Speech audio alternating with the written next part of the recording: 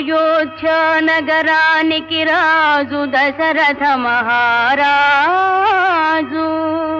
ఆ రాజుకు రాణులు మూవురు, కౌసల్య, సుమిత్ర, కైకేయి.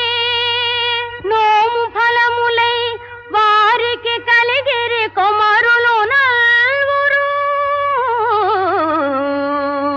రామ లక్ష్మణ భరత శత్రుఘ్నులు.